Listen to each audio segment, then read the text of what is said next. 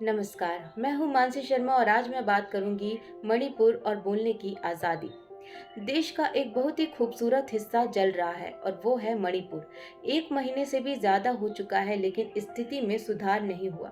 वहीं इंटरनेट सेवा भी बंद कर दी गई थी, लेकिन नेट एक्सेस की बहाली की मांग करने वाली एक याचिका के बाद मणिपुर उच्च न्यायालय ने 27 जून को राज्य में निर्दिष्ट स्थानों पर सीमित इंटरनेट एक्सेस की अनुमति दे दी। 3 मई को हिंसक आगजनी के बाद शटडाउन शुरू हुआ और उसके बाद एक प्रतिबंध होते रहे। याचिका वैध है क्योंकि शटडाउन का कई आर्थिक गतिविधियों और आजीविका पर प्रतिकूल प्रभाव पड़ता है। नागरिक ई कॉमर्स से संबंधित गतिविधियों जैसी महत्वपूर्ण सेवाओं तक लोग पहुंचने में असमर्थ हैं। 3 मई के बाद से राज्य में हिंसक घटनाएं हुई हैं और मैतीस और कुकीज के बीच संबंध तनावपूर्ण बने हुए हैं। लेकिन मणिपुर के लोगों पर प्रतिबंध लगाने के पीछे कानून और व्यवस्था के लिए खतरों और असामाजिक तत्वों की भूमिका का हवाला दिया जा रहा है।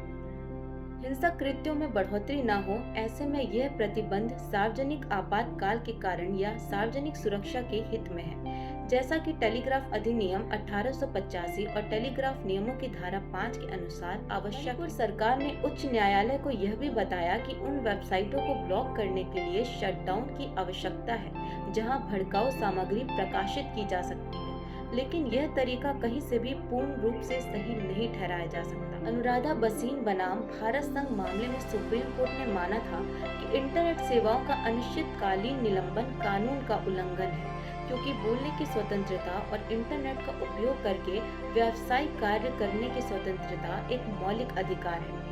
मणिपुर में इस तरह से बड़े पैमाने पर निलंबन जारी रखने से पता चलता है कि सरकार केवल कानून और व्यवस्था लागू करने के विकल्प के रूप में शटडाउन का उपयोग कर रही है। न्यायालय ने इसकी आलोचना भी की थी। मणिपुर में स्थिति को इस तरह सुधारा जाना चाहिए जो सभी हितधारकों के विश्वास को बढ़ाए, न कि उनसे उनके बोलने की आज़ादी छीन ली जाए। और ऐसे दृष्टिकोण को अपनाना चाहिए जिससे चरणबद्ध तरीके से चीज़ों को सामान्य किया जा सके।